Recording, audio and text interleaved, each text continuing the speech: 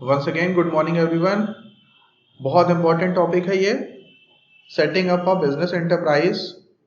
और इस particular topic में आप ये सीखने जा रहे हैं कि आप एक बिजनेस ऑर्गेनाइजेशन कैसे स्टैब्लिश करते हैं। काफ़ी सारे कॉम्पिटिटिव एग्ज़ाम के लिए, आपके बीबीए के लिए, एमबीए के लिए और डिफरेंट कोर्सेज के लिए, बीकॉम, एमकॉम, सब जगह काफ़ी जगह काम आता है। और पर्टिकुलर इंपॉर्टेंस है इस पर्टिकुलर टॉपिक का आपकी पर्सनल लाइफ में। अगर आपको एक रियल एंटरप्रेन्योर बनना है तो ये टॉपिक आपकी बहुत ज़्यादा हेल्प करने जा रहा है। तो एंटरप्रेन्योरशिप में setting up a business enterprise, एक बिजनेस एंटरप्राइज कैसे स्टार्ट करते हैं, कैसे स्टैब्लिश करते हैं। एंटरप्राइज एक नवजात छोटे बच्चे की तरह होता है। उसमें प्रमोटर, जो उसके फाउंडर मेंबर्स होते हैं, वो उसकी मदर की तरह होते हैं और उसको धीरे धीरे नर्चर करते हैं, स्टार्ट करते हैं। ये टॉपिक हम लोग काफ़ी बार डिस्कस कर चुके हैं, एंटरप्रेन्योर इंट्राप्रेन्योर के बारे में डिफरेंस। फटाक से एक बार समझ लेते हैं, फिर आगे बढ़ते हैं फिर से एक बार 1 मिनट में। जनरली एंटरप्रेन्योर वो शख्स है जो बिजनेस में बाहर से उसको एक्सपैंड करता है, इनोवेशन करता है, कंट्रोलिंग करता है, मालिक होता है। इंट्राप्रेन्योर मैनेजर्स होते हैं और ये day to day operations perform करते हैं और ऑपरेट करते हैं विद इन ऑर्गेनाइजेशन, मैनेज करते हैं डिफरेंट डिपार्टमेंट्स को। ये नए वेंचर लेके आता है, एक्सपेंशन करता है, ये रनिंग वेंचर को स्मूथली रन कराता है, एग्जिस्टिंग वेंचर को स्मूथली रन कराता है। ये फंड्स अरेंज करते हैं, ये फंड अरेंज नहीं करता है बल्कि इसको सैलरी लेनी होती है। दोनों लोग बहुत इंपॉर्टेंट है किसी भी बिजनेस के लिए। ये इंडिपेंडेंट होते हैं, एंटरप्रेन्योर और इंट्राप्रेन्योर डिपेंड करते हैं ओनर ऑफ द फर्म पे, यानी कि एंटरप्रेन्योर के ऊपर डिपेंड करते हैं। ये बहुत ज़्यादा रिस्क लेते हैं, ये कंपैरेटिवली बहुत लेस रिस्क लेते हैं। ट्रेड्स हम लोग पढ़ चुके हैं कई बार, एक बार फिर से नज़र डाल देते हैं। अगर आप एक अच्छी बिजनेस ऑर्गेनाइजेशन स्टार्ट करना चाहते हैं तो आपके अंदर इनोवेशन होना चाहिए, कुछ कर गुजरने की इच्छा होनी चाहिए, डिजायर जिसको कहते हैं, इनोवेटिव माइंडसेट होना चाहिए, रिस्क टेकिंग एबिलिटी होनी चाहिए, हाई लेवल ऑफ एनर्जी होना चाहिए, लॉन्ग टर्म विजन होना चाहिए। आप लोगों ने सुना होगा कि जब इमरजेंसी लगाई गई थी तो ये कोटेशन बहुत फेमस थी, दूरदृष्टि, पक्का इरादा, अनुशासन। तो दूरदृष्टि मतलब विजन, पक्का इरादा मतलब आपको बहुत ज़्यादा दृढ़ निश्चय, डिटर्मिनेंट होना चाहिए, और डिसिप्लिन। तो ये एंटरप्रेन्योर के लिए ये तीनों चीज़ें बहुत वैलिड हैं। इमरजेंसी क्योंकि एक नेगेटिव चीज थी, उस समय ये तीनों चीजें दी गई थी, लेकिन एंटरप्रेन्योर के लिए ये तीनों चीजें बहुत इंपॉर्टेंट है, अभी भी बहुत महत्वपूर्ण है। स्किल्स होनी चाहिए उसके अंदर, और रिस्पॉन्सिबिलिटी लेने की क्षमता, और रिस्पॉन्सिबल होना चाहिए। एंटरप्रेन्योर के फंक्शंस ऑलरेडी डिस्कस कर चुके हैं। मार्केट अपॉर्चुनिटी को ढूंढ पाए, वो इनोवेशन लेके आ पाए, मार्केट अपॉर्चुनिटी को ढूंढा और अपॉर्चुनिटी को कैच करने के लिए उसने एक प्रोडक्ट डिजाइन कर लिया। कोविड आया, उसको लगा कि सैनिटाइजर, डेटॉल, एचयूएल बना रहे हैं, मैं क्या एक लिक्विड सैनिटाइजर, सस्ती क्वालिटी का सैनिटाइजर बॉक्स में पैक करके बना सकता हूं। तो ठीक है, उसने अरेंज किया, कुछ बॉटल्स अरेंज करी, लेबलिंग करी, सैनिटाइजर बना के बेचने लगे। अपॉर्चुनिटी को आइडेंटिफाई करना और तुरंत डिसीजन लेके इनोवेटिव प्रोडक्ट या सर्विस लॉन्च कर देना।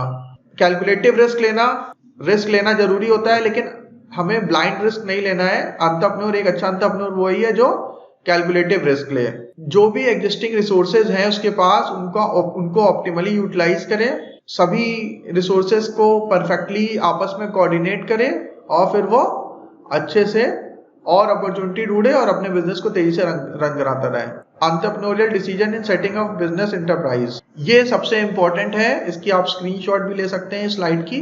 Step 1, line of business. सबसे पहले ये डिसाइड करना होगा कि हमें करना क्या है। अगर मेरी एक्सपर्टीज डिजिटल में है, कंप्यूटर्स में, टेक्नोलॉजी में है, साइंस में है, मैनेजमेंट में है, और अगर मैं जाके फार्मिंग का काम करने लगूंगा तो इस बात की बहुत बड़ी प्रोबेबिलिटी है कि मैं फेल हो जाऊंगा, क्योंकि मेरी एक्सपर्टीज, मेरी नॉलेज, मेरी स्किल्स जिस चीज में है, मुझे जनरली, अगर मैं एंटरप्रेन्योर बनना चाहता हूं, मैं कोई बिजनेस स्टार्ट करना चाहता हूं, तो मुझे वही लाइन ऑफ बिजनेस स्टार्ट करना चाहिए।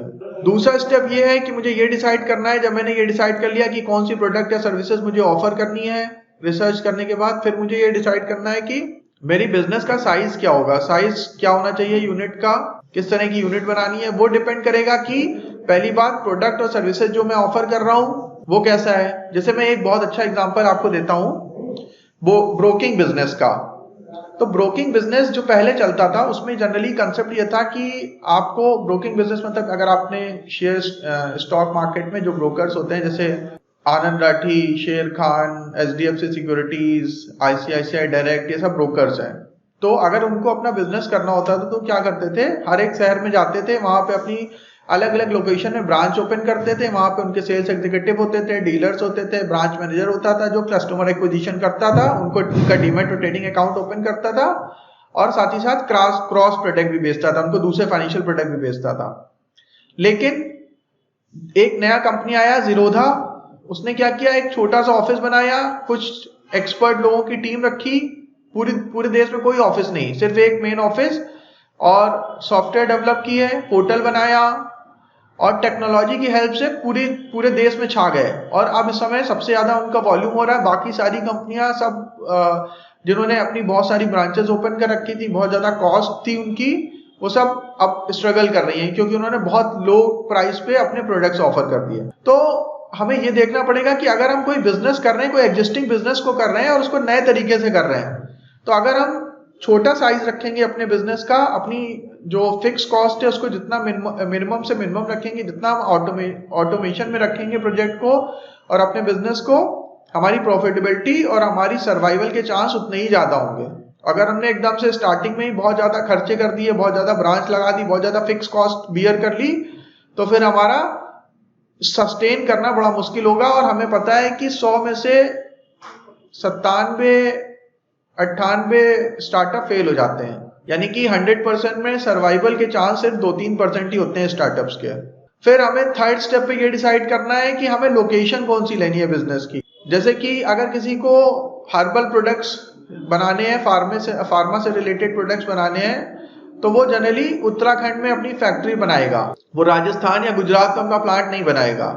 क्यों? क्योंकि पहली बात, उत्तराखंड में उसको टैक्स हॉलीडे मिल जाएगा, उसके जो रॉ मटेरियल है वो वहां पे आसानी से अवेलेबल हो जाएंगे, वहां पे हाइड्रो पावर प्लांट से उसको 24/7 इलेक्ट्रिसिटी की सप्लाई मिल जाएगी, पानी बहुत अच्छी क्वालिटी का, साफ equivalent to mineral water quality का उसको पानी मिल जाएगा उसके प्रोडक्ट बनाने के लिए। तो ये सारे के सारे एडवांटेज हो गए। यानी कि हमें अपने प्रोडक्ट और सर्विस के हिसाब से लोकेशन देखनी पड़ेगी कि हम कहाँ पे हमें अपना प्लांट या बिजनेस या ऑफिस सेटअप करना है। अगर आपने गलत लोकेशन पे सेटअप कर लिया तो आपका बिजनेस भले अच्छा हो, आपके प्रोडक्ट और सर्विसेज अच्छी हो, लेकिन वो फ्लॉप हो जाएंगे।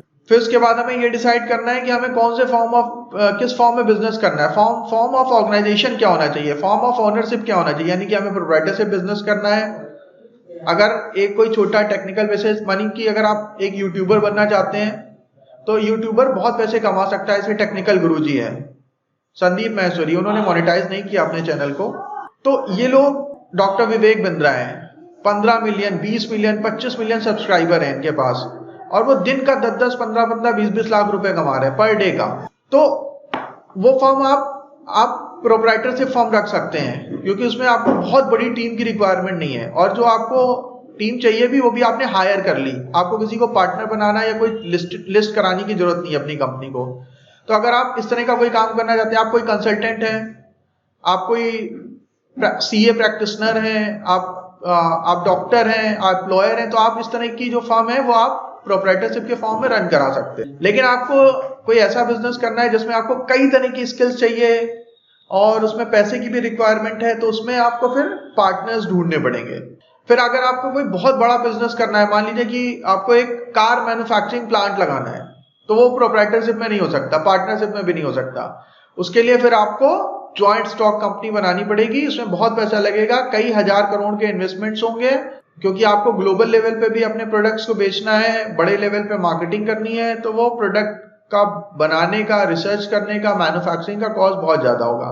तो यानी कि हमें अपने बिजनेस के नेचर के हिसाब से, अपने प्रोडक्ट और सर्विस के हिसाब से ये डिसाइड करना पड़ेगा कि किस फॉर्म में हमें अपनी ओनरशिप लेनी है, यानी प्रोप्राइटरशिप रखना है, पार्टनरशिप रखना है, कोऑपरेटिव के फॉर्म में चलानी है, या फिर हमें जॉइंट स्टॉक कंपनी करनी है। फिर ये करने के बाद फिर आपको फाइनेंशियल प्लानिंग करनी पड़ेगी नेक्स्ट स्टेप में। बिजनेस है, उसमें कितना पैसा लगने वाला है, कितना रिटर्न ऑन इन्वेस्टमेंट मिलेगा, ईयर ऑन ईयर बेसिस पे कितना CAGR रिटर्न मिलने वाला है, इनिशियल लेवल पे कितना इन्वेस्टमेंट होगा, अगले 5 साल में ब्रेक इवन पे आएगी कि नहीं आएगी कंपनी, इस तरह की सारी प्लानिंग करनी है। फिजिकल फैसिलिटीज इकट्ठा करनी है नेक्स्ट स्टेप में। Machinery, plants, factory, asset, building, office, ये सब सारी की सारी चीजें अलाइन करनी है। प्लांट का लेआउट बनाना है, नेक्स्ट स्टेप में आपको प्लांट का लेआउट बनाना पड़ेगा, इसके बारे में हम लोग सब डिटेल में बात करेंगे।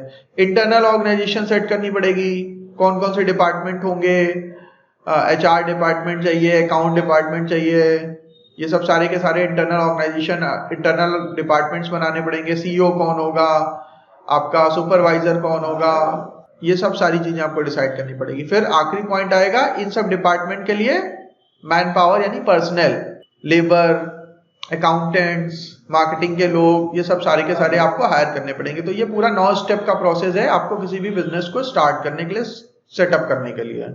मान लीजिए हम लोग सबसे पहले स्टार्ट करते हैं प्रॉफिटेबिलिटी से, कहीं ना कहीं से तो स्टार्ट करना ही है सर्किल में, तो मान लीजिए प्रॉफिटेबिलिटी से स्टार्ट कर। सबसे पहले अगर हम कोई प्रोडक्ट और सर्विस के बारे में बात करते हैं तो शुरुआत हम प्रॉफिटेबिलिटी से ही करेंगे कि भैया ये जो काम हम करने जा रहे हैं इसमें प्रॉफिटेबिलिटी है भी कि नहीं है।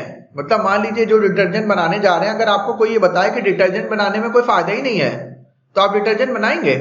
नहीं बनाएंगे। तो यानी कि सबसे पहले हमें ये देखना पड़ेगा कि भाई जो हम प्रोडक्ट और सर्विसेज बनाने जा रहे हैं, जो डिलीवर करने जा रहे हैं, वो क्या प्रॉफिटेबल होगा कि नहीं होगा, एक रफ आइडिया लग जाता है। फिर जब आपने ये डिसाइड कर लिया कि नहीं हाँ ठीक है इसमें पैसा बच जाएगा, प्रॉफिटेबल है, फिर प्रोडक्ट की डिजाइन करेंगे कि वो आप जो वॉशिंग पाउडर बनाएंगे वो व्हाइट कलर का होगा, येलो कलर का होगा, उसकी पैकेजिंग कैसी होगी, ब्लू रखेंगे, ग्रीन रखेंगे, लोगो कैसा रहेगा, उसमें फ्रेग्रेंस कौन से डालेंगे, लाइम फ्लेवर का होगा, फ्लेवर नहीं कहना चाहिए, फ्लेवर तो खाने वाली चीजों में होता है, तो उसकी जो महक है वो आपकी लाइम की होगी, जैस्मिन की होगी, रोज की होगी, किस कौन सी, तो ये सब सारी चीजें आप डिसाइड करेंगे। और वो कितने कितने साइज में होगा, ½ kg का पैकेट होगा, 100 ग्राम का होगा, 1 kg का होगा, 5 kg का होगा, ये सब सारी product design, pricing, distribution strategy, publicity, marketing, ये सब सारी की सारी चीजें इस सेक्शन में। थोड़ा टेक्निकल फिजिबिलिटी स्टडी कराया जाता है कि सर्वे कराया, क्वेश्चनर भराए कि इसमें कितना रिस्क है, कंपटीशन कितना है, रेट ऑफ रिटर्न कितना है, इन्वेस्टमेंट जो कर रहे हैं उस पर कितना रिटर्न मिलेगा। फिर हम ये देखेंगे इंडस्ट्री का क्या चल रहा है, इंडस्ट्री का क्या मार्जिन, परसेंटेज मार्जिन कितना है, कंपटीशन कितना है, उसमें कौन कौन सी कंपनियां काम कर रही हैं, सारी चीजें, नेचर, टाइप ऑफ बिजनेस, आप सब कुछ स्टडी कर लिया। रॉ मटेरियल की अवेलेबिलिटी कहाँ पे है, क्या क्या हमें मशीनरी मंगानी पड़ेगी, हम मंगा भी पाएंगे कि नहीं मंगा पाएंगे, कौन सी कंट्री से मंगानी है, अमेरिका से आएगी, यूरोप से आएगी, चाइना से आएगी, सप्लाई कहाँ से होगी रॉ मटेरियल की, और हम बनाने के बाद किसको किसको डिस्ट्रीब्यूट करेंगे, फिर वो डिस्ट्रीब्यूटर किसको आगे पहुंचाएगा।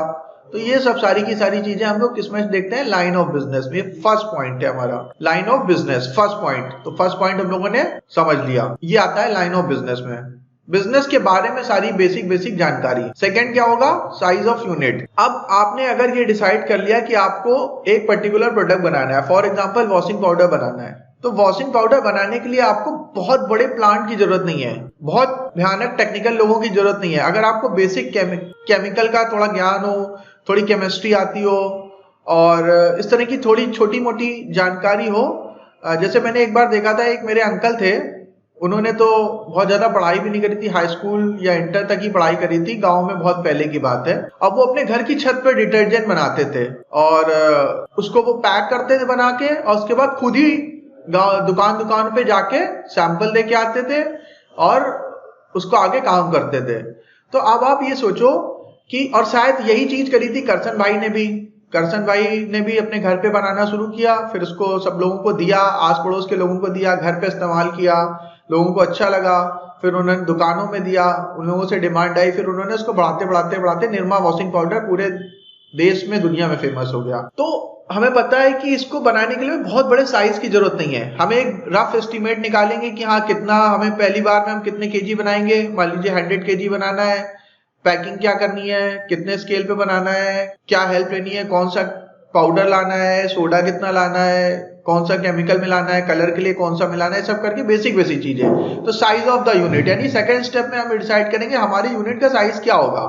हम अपने घर पे कर सकते हैं, एक रूम के प्लांट से स्टार्ट कर सकते हैं, या हमें कोई नई जगह लेनी पड़ेगी, या फिर अगर हम कोई कॉर्पोरेट का काम करें, हम डिजिटल मार्केटिंग का एक ऑफिस खोलना चाहते हैं, तो एक हमारे पास ऑफिस स्पेस होना चाहिए, वहां पे कुछ लोग होने चाहिए जिनको उसकी नॉलेज हो हमारी टीम में। इंटरनेट कनेक्टिविटी होनी चाहिए, हमारे पास लैपटॉप कंप्यूटर्स होने चाहिए अच्छी क्वालिटी के, ताकि हम अच्छी क्वालिटी के एनिमेशन और अच्छे से आपका डिजाइनिंग और एडिटिंग ये सब करके दे सकें अपने क्लाइंट्स को। तो ये सेकंड पॉइंट में आता है आपका साइज ऑफ द यूनिट, यानी कि इसमें determination of scale of operation, optimum size where average cost per unit is minimum. हम ये देखेंगे कि भाई अगर मान लीजिए आपको वॉशिंग पाउडर ही बनाना है तो मैं एक बहुत बड़ा प्लांट हायर नहीं कर लूंगा। शुरुआत में मैं अपने घर के छत पे भी बना सकता हूँ, घर से स्टार्ट कर सकता हूँ। अगर उसकी डिमांड आएगी, लोग उसको पसंद करेंगे, तो हम एक नई जगह ले लेंगे, एक बड़ी जगह ले लेंगे, फिर हम एक प्लांट लगा देंगे। लेकिन शुरुआत में क्या रखना है, optimum size where average cost per unit is minimum. अगर हम पहले दिन से ही बहुत बड़ा प्लांट लगा देंगे और अभी कस्टमर की डिमांड 0 है और एकदम से हमने 1 लाख रुपए महीने के खर्चे स्टार्ट कर दिए और रिटर्न उससे कुछ आ नहीं रहा, अभी हो सकता है अगले 1 साल तक भी 1 लाख रुपए महीने का प्रॉफिट ना आ पाए, तो वो हमारा बिजनेस दम तोड़ देगा। तो इसलिए हमें शुरुआत में ही ध्यान रखना है कि जो भी हमारी एवरेज कॉस्ट है उसको मिनिमम से मिनिमम कैसे रखते हैं। हम अपने घर से ही काम शुरू करेंगे, अपने घर के कमरे को ऑफिस बना देंगे, अपनी स्टडी डेस्क को भी हम कॉर्पोरेट डेस्क में कन्वर्ट कर देंगे, ठीक है, वहीं पे लाइट वाइट लगा लिया, सब कुछ कर लिया। मतलब ये चीज ध्यान रखना है कि हमें अपनी कॉस्ट को शुरुआत में मिनिमम रखना है। फिर नेक्स्ट पॉइंट है large scale offers economies of scale but involves huge capital and expert manager. इसमें ये कह रहा है कि जो अगर हम लार्ज स्केल पे काम करेंगे, तो लार्ज स्केल में तो एक चीज तो ये पता है कि हमें इकोनॉमी ऑफ स्केल मिलती है। मतलब अगर आप लार्ज स्केल में कोई चीज स्टार्ट करते हैं तो आपको सस्ती पड़ती है, लेकिन उसके लिए पहले आपको ये देखना पड़ेगा कि हमारे पास उतनी एक्सपर्टीज, उतनी कैपिटल बहुत इंपॉर्टेंट है, उतनी कैपिटल भी है कि नहीं, उतना बैकअप भी है कि नहीं। और ज्यादा अच्छा तरीका ये है कि आप शुरुआत में थोड़ा थोड़ा करके स्टार्ट करें, घर से स्टार्ट करें, अपने किसी दोस्त के ऑफिस से स्टार्ट करें और फिर उसके बाद उसको आगे ग्रो करते चले जाएं। आपको ये भी इसमें देखना है, if risk involve is high it's preferable to start small and then grow, वही जो मैं आपको भी बता रहा हूँ। लेकिन वापस इसमें ग्रोथ आएगी, ये एक अच्छा कंसेप्ट है। और लोग इंडिविजुअल ऑफिस लेने की जगह जो इस तरह से ओपन स्पेस है, ये शेयर्ड स्पेस है, इस तरह की ऑफिस लेना ज्यादा पसंद करेंगे। क्योंकि अगर आप खुद का ऑफिस लेंगे 10,000 का खर्चा आएगा और आप वहां पे ले लेंगे तो आपको 3,000 में उससे अच्छी फैसिलिटीज मिल जाएंगी। और वहां पे सबसे अच्छी चीज ये होती है, एनवायरनमेंट मिलता है कि आपको बहुत सारे दूसरे ऐसे लोग मिलते हैं और वहां पे एंजल इन्वेस्टर्स भी आते हैं और वहां पे मेंटोर्स भी आते हैं। वो आके नए नए जो बंदे होते हैं जो अपने नए नए प्लान लेके आते हैं, उनसे मिलते हैं, उनके प्लान को सुनते हैं और उनको हेल्प भी करते हैं, उसमें पैसा भी लगाते हैं। तो ऐसी जगह जाने से ये फायदा होता है कि अच्छे तरह के लोग, उसी माइंडसेट के लोग, एंटरप्रेन्योरियल माइंडसेट के लोग आते रहते हैं, तो आपको ग्रो करने के लिए ज्यादा संभावनाएं मिल जाती है। अ careful analysis and reconciliation of technical, managerial, financial market and such factors should be considered। तो जब भी हम अपना साइज डिसाइड करेंगे तो हमें बहुत अच्छे से एनालाइज कर लेना है अपनी बजट को, मार्केट कंडीशन को, प्रोडक्ट को, सारे फैक्टर्स को ध्यान में रख के फिर हमें साइज डिसाइड करनी है। और शुरुआत में रिकमेंडेड ये है कि जितना छोटा से छोटा आप साइज रख सकें, मतलब आपके खर्चे बहुत ज्यादा नहीं होने चाहिए। अगर आपको प्रॉफिट आ रहा है तो आप अपने खर्चे बढ़ाइए, शुरुआत करिए छोटे लेवल से। ये वाली लाइन बहुत इंपॉर्टेंट है, it preferable to start small and then grow. धीरे धीरे करके करिए, स्टेप बाय स्टेप चलिए। एकदम से करेंगे तो आप लड़खड़ा के गिर जाएंगे, बिजनेस कोलैप्स कर जाएगा। और ज्यादातर एंटरप्रेन्योर जो जोश में होते हैं, होश खो देते हैं, उनके साथ यही होता है।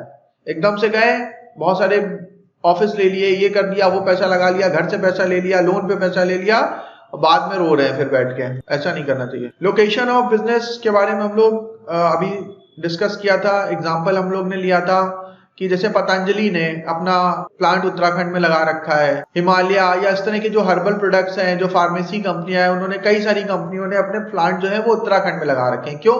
क्योंकि उनको रॉ मटेरियल मिल जाता है, उनको टैक्स हॉलीडे मिल जाता है।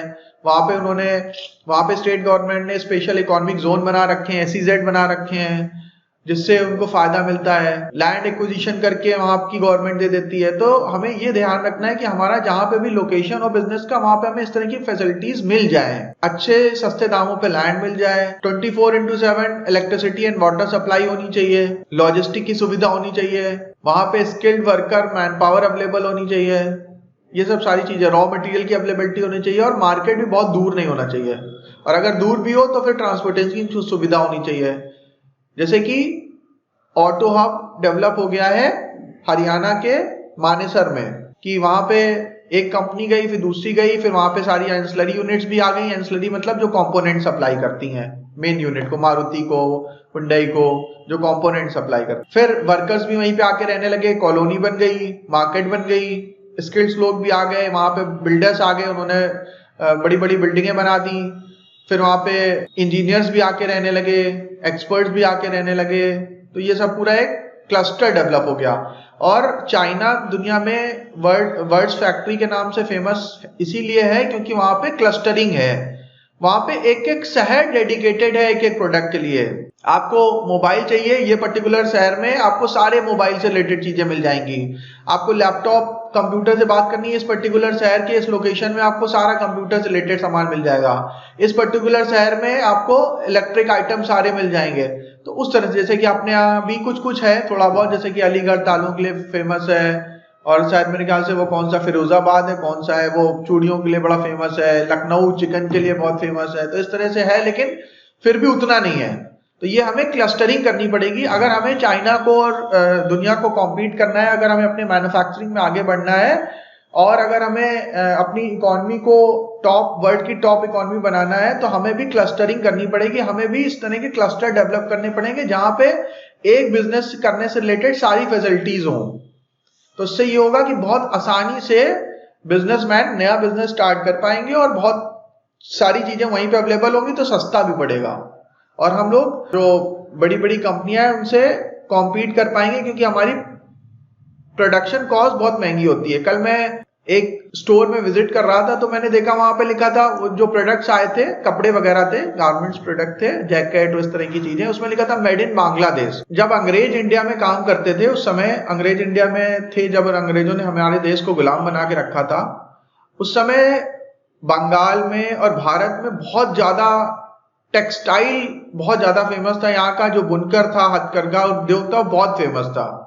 लेकिन अंग्रेजों ने क्या किया कि यहाँ के किसानों से खेती कराई, उनसे कपास लिया और कपास को वो अपने जहाजों पे लाद के ले गए ब्रिटेन, और वहां पे उन्होंने इंडस्ट्रियल रेवोल्यूशन कर लिया। जेम्स वाट और इस तरह के जो बड़े बड़े इंजन बना दिए उन्होंने, वैज्ञानिकों ने, और उससे उन्होंने मशीनें बनाई, और उसके बाद वो क्या करने लगे, वहां पावर लूम लगा दिए और वहां से कपड़ा बना के वापस लाते। तो यहाँ से किसानों से लगान के रूप में उनकी कपास छीन लेते फ्री में, और उसको ले जाते और वहां पे अपनी मशीनों में बनाते, और बनाने के बाद फिर बेच देते आके। तो जितना 50% तो पहले ही छीन लेगा, 50% जो बना तो वो प्रोडक्ट लाके बेच दिए, तो 50% जो पैसा उनके पास बचा वो भी ले लिए।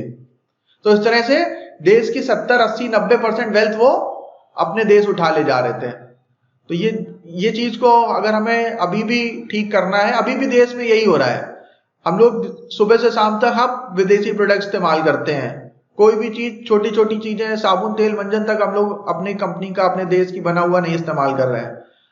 तो इसके लिए हमें क्लस्टरिंग करनी पड़ेगी। इस तरह के लोकेशन ऑफ बिजनेस बहुत इंपॉर्टेंट है। एक पर्टिकुलर लोकेशन एक पर्टिकुलर प्रोडक्ट के लिए डेडिकेटेड होना चाहिए, ताकि उससे रिलेटेड सारी चीजें वहीं मिल जाए। उससे होता क्या है, ये it influence cost, profitability and growth, उस पर बहुत फर्क पड़ता है। कॉस्ट कट हो जाती है, प्रोडक्ट बनाना आसान हो जाता है। उसके बाद फॉर्म्स ऑफ ओनरशिप में हम लोग ने बताया था कि हमें किस तरह की कंपनी स्टार्ट करनी है। सोल प्रोप्राइटरशिप के फॉर्म में करनी है, पार्टनरशिप के फॉर्म में करनी है, जॉइंट स्टॉक कंपनी करनी है। हमने एग्जांपल भी दिया आपको। एग्जांपल ये है यूट्यूबर वाला, कि अगर टेक्निकल गुरुजी हैं, वो अकेले ही काम करते हैं, संदीप मैसूरी अपने वीडियो में अकेले ही आते हैं। हाँ, उनके एडिट करने के लिए उन्होंने एडिटर लगा रखे होंगे, एनिमेशन के लिए लगा रखे होंगे, कुछ ऑफिस स्टाफ भी होगा, लेकिन वो कंपनी का फॉर्म क्या है, सोल प्रोप्राइटरशिप कंपनी है। कोई बहुत बड़ा लॉयर प्रैक्टिशनर है, उसने लॉ फर्म बना रखी है। लेकिन हरीश साल्वे है, हरीश साल्वे का नाम सबने सुना है ना। कोई बहुत बड़ा डॉक्टर है, तो वो क्या करेगा, उसने कंपाउंडर रख रखा है, स्टाफ रख रखा है, उसको कोई पार्टनरशिप फर्म या जॉइंट स्टॉक कंपनी या कोऑपरेटिव बनाने की जरूरत नहीं है। वो आसानी से सोल प्रोप्राइटरशिप फर्म में भी बिजनेस को रन करा सकता है। फिर हमें ये देखना है पार्टनरशिप किस में करनी है। पार्टनरशिप उस तरह के बिजनेस में जरूरी है जहां पे आपको लग रहा है कि आपको अलग अलग तरह के टैलेंट चाहिए। आपको एक बिजनेस स्टार्ट करना है, मान लीजिए कि ई कॉमर्स का बिजनेस स्टार्ट करना है। अब ई कॉमर्स के लिए आपको एक वेब डेवलपर चाहिए, एक मार्केटिंग का बंदा चाहिए, एक डिजिटल मार्केटिंग का बंदा चाहिए, एक पैसे लगाने वाला बंदा चाहिए, एक ऑन ग्राउंड जो काम कर सके वो चाहिए। तो वो पार्टनरशिप फर्म में आप काम करेंगे तो ज्यादा अच्छा रहेगा। फिर जॉइंट स्टॉक कंपनी का मैंने आपको एग्जांपल दिया था कि अगर आपको कोई बड़ी चीज की हैवी गुड्स इंडस्ट्री लगानी है, एक पावर प्लांट लगाना है तो वो आप फिर पार्टनरशिप या सोल प्रोप्राइटरशिप में नहीं लगा पाएंगे, उसमें कई हजार करोड़ का इन्वेस्टमेंट्स है, तो उसके लिए जॉइंट स्टॉक कंपनी सबसे फेवरेबल रहेगा। तो हमें ये देखना पड़ेगा कि हम किस तरह के प्रोडक्ट और सर्विसेज बनाने जा रहे हैं और वो उसका साइज क्या होगा। जब हम साइज डिसाइड कर लेंगे फिर हम फॉर्म डिसाइड करेंगे। तो determine the division of profit, authority, liability of owner, continuity of business and transferability of interest, ये सब सारी चीजें देखी जाती है फॉर्म ऑफ ओनरशिप में। A good form of ownership should be easy to form, simple to operate, durable, flexible, free from heavy taxation and legal requirements. तो यानी कि अगर आपने गलत फॉर्म ऑफ ऑर्गेनाइजेशन चुन लिया तब भी आपकी सर्वाइवल खतरे में पड़ जाएगा। अगर आपको सोल प्रोप्राइटरशिप के फॉर्म में बिजनेस चलाना था और आप पार्टनरशिप में चले गए हैं तो वो बिजनेस में बड़ी दिक्कत होने वाली है, क्योंकि प्रॉफिट आ रहा है 1 लाख रुपए में ना, उसमें 5 लोग बांट रहे हैं तो कोई मजा ही नहीं आ रहा किसी को। तो ये ध्यान रखना है कि आप सही फॉर्म ऑफ बिजनेस चूज करें।